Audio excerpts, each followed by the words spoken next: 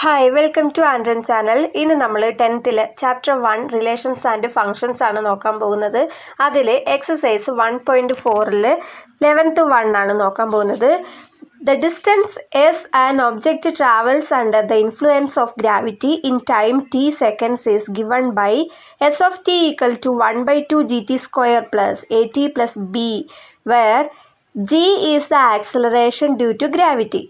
A, B are constants. Verify whether the functions s of t is 1 to 1 or not.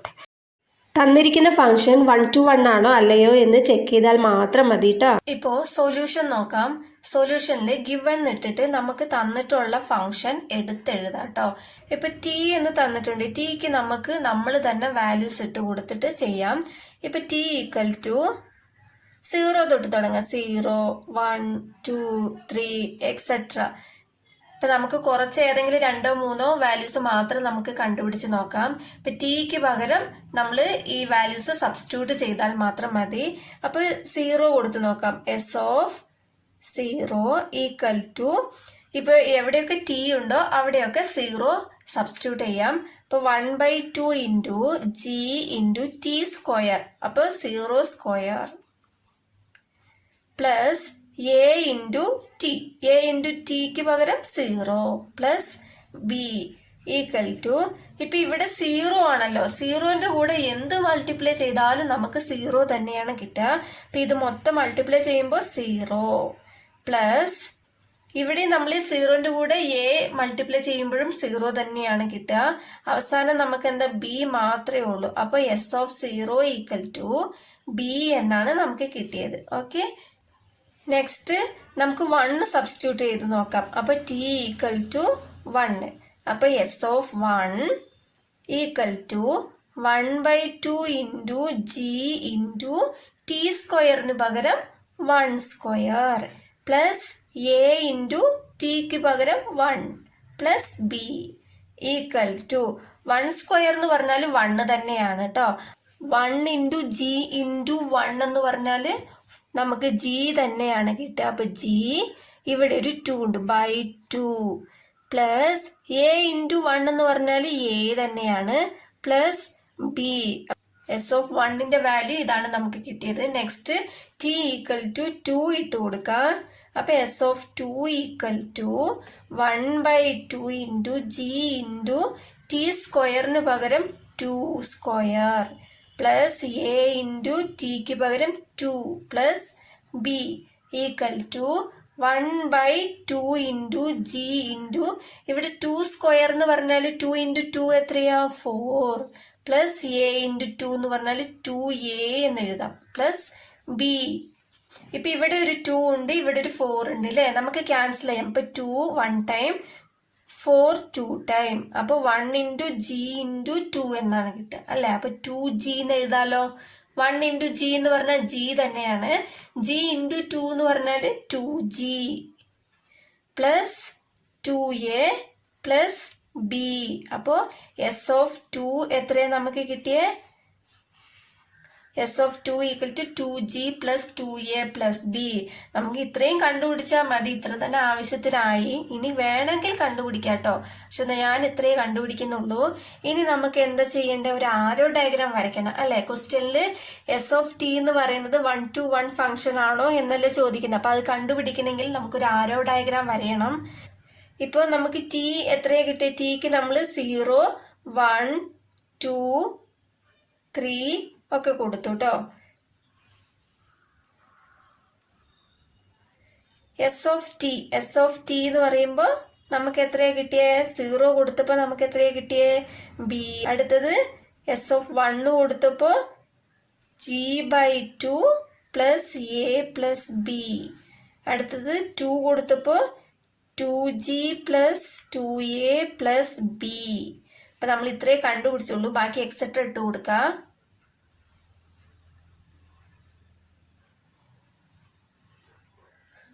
Okay, ഇനി നമ്മൾ ഇതിനെ മാപ്പ് ചെയ്യാം കേട്ടോ. 0 കൊടുത്തപ്പോൾ ബി എന്നാണ് കിട്ടിയത്, 1 കൊടുത്തപ്പോൾ g/2 plus A plus B, 2 കൊടുത്തപ്പോൾ ഇതാണ് കിട്ടിയത്. 3 കൊടുക്കുമ്പോൾ അതേപോലെ ഇവിടെ നമുക്കൊരു ഫംഗ്ഷൻ കിട്ടും. അപ്പൊ നമ്മൾ സാധാരണ 1 to 1 ഫംഗ്ഷൻ എങ്ങനെയാണ് നോക്കുക? ഇപ്പോൾ അതായത് ഫസ്റ്റ് ഡൊമൈനിലുള്ള എല്ലാ എലമെന്റ്സിനും ഓരോ ഇമേജ് ഉണ്ടോ എന്ന് നോക്കുക. കോഡൊമൈനിൽ ഓരോ ഇമേജ് ഉണ്ടെങ്കിൽ നമുക്കിത് 1 to 1 ഫംഗ്ഷൻ എന്ന് പറയാം അല്ലെ. ഇവിടെയുള്ള എല്ലാ എലമെന്റ്സിനും അതിൻ്റെതായ ഓരോ ഇമേജ് ഉണ്ട് അല്ലെ. 3 ആണെങ്കിൽ ഇവിടെ 3ക്കുള്ള ഇമേജ് ഉണ്ട്. നമ്മൾ കണ്ടുപിടിച്ചാൽ ഇവിടെ കിട്ടും അല്ലെ. അപ്പോൾ ഇതൊരു 1 to 1 ഫംഗ്ഷൻ എന്ന് പറയാം. അപ്പൊ ഇതിനെ എങ്ങനെ എഴുതാം? ഇതിനു മുമ്പേ ഒക്കെ നമ്മൾ എഴുതിയതുപോലെ തന്നെ എഴുതിയാൽ മതി. Each element has an unique. Therefore, S of t is a 1 to 1 function.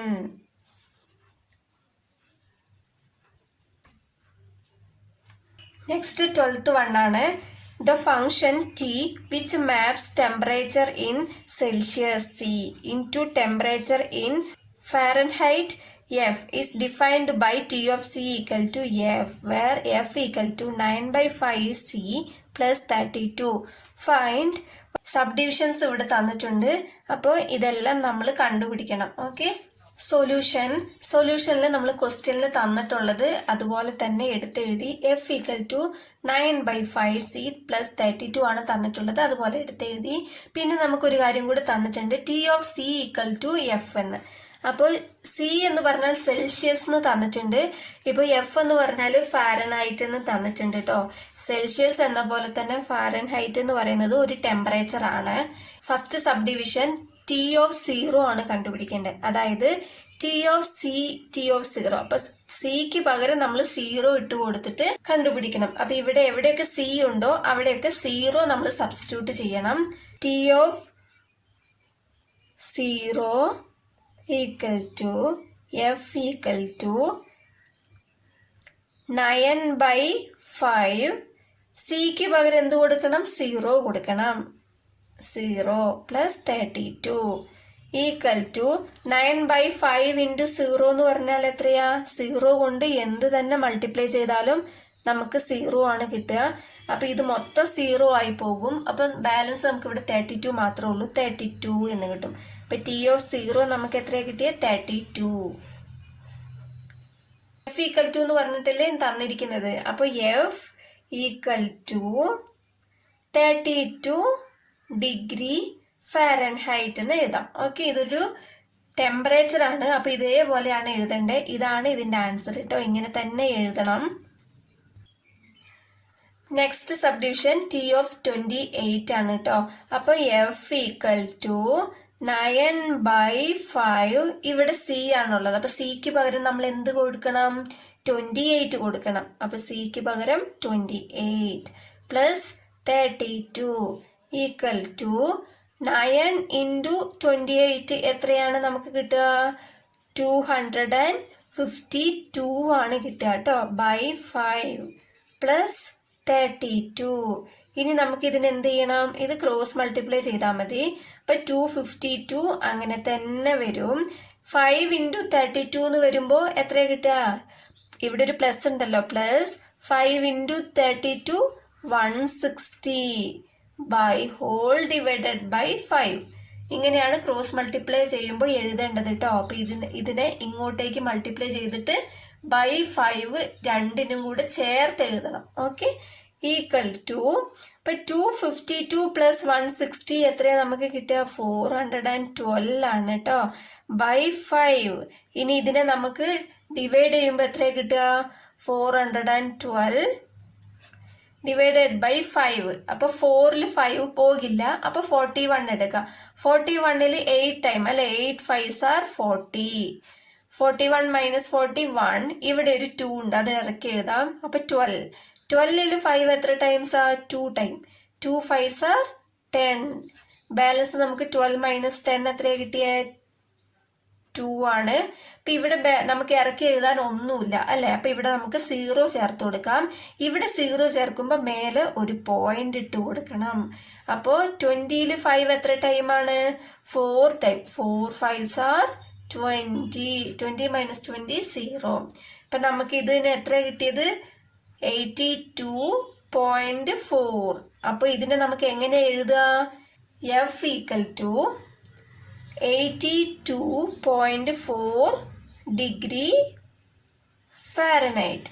Okay, next subdivision T of -10 ആണ്. അപ്പോൾ ഇതിനെ നമുക്ക് എങ്ങനെ എഴുതുക? T of -10 F equal to 9/5 സിക്ക് പകരം -10 പ്ലസ് 32 ഈക്വൽ ടു, ഇവിടെ 5ഉം 10ഉം ക്യാൻസൽ ചെയ്യാം അല്ലേ? ഫിഫ്ത്ത് ടേബിളിൽ ക്യാൻസൽ ചെയ്യാം. 1 ടൈം, ഇവിടെ 2 ടൈം, ഇവിടെ ഒരു മൈനസ് ഉണ്ട് കേട്ടോ. അപ്പൊ 9 ഇൻറ്റു -2 ആണ്. 9 ഇൻറ്റു -2 എത്രയാ? 9 ഇൻറ്റു 2 എത്രയാ? 18. ഇവിടെ ഒരു മൈനസ് ഉണ്ട്, മൈനസ് ഇട്ട് കൊടുക്കാം. പ്ലസ് 32. അപ്പോൾ F of -10 equal to 32 minus 18 എത്രയാ നമുക്ക് കിട്ടുക? 32ൽ നിന്ന് 18 പോയാൽ 14 ആണ് കിട്ടുക കേട്ടോ. അപ്പൊ നമ്മൾ എപ്പോഴും ഡിഗ്രി എഴുതൂലേ? എന്തെഴുതുക? ഡിഗ്രി ഫാരനൈറ്റ് ആണ് എഴുതുക. Okay, next fourth one, T of C equal to 212. അപ്പൊ T ഓഫ് സിയുടെ വാല്യൂ നമുക്ക് തന്നിട്ടുണ്ട് അല്ലെ? T of C equal to F എന്നാണ് തന്നിട്ടുള്ളത് അല്ലെ? ഇതിനു മുമ്പ് നമ്മൾ ക്വസ്റ്റ്യനിൽ തന്നിട്ടുണ്ട് T of C equal to F എന്ന്. ഇപ്പോൾ നമുക്ക് F equal to 9/5 into C plus 32 എന്ന് ക്വസ്റ്റ്യനിൽ തന്നിട്ടുണ്ട്. അതേപോലെ F equal to T of C എന്നും തന്നിട്ടുണ്ട് അല്ലേ? അപ്പം നമുക്കിവിടെ T ഓഫ് സിയുടെ വാല്യൂ നമുക്ക് എത്രയാണ് തന്നിട്ടുള്ളത്? 212. എഫിന് പകരം 212 എന്ന് എഴുതാം. Equal to 9/5 into C plus 32. ഇത് അങ്ങനെ തന്നെ താഴെ എടുത്ത് എഴുതി. ഇവിടെ 212 എഴുതിയത് since T of C equal to F.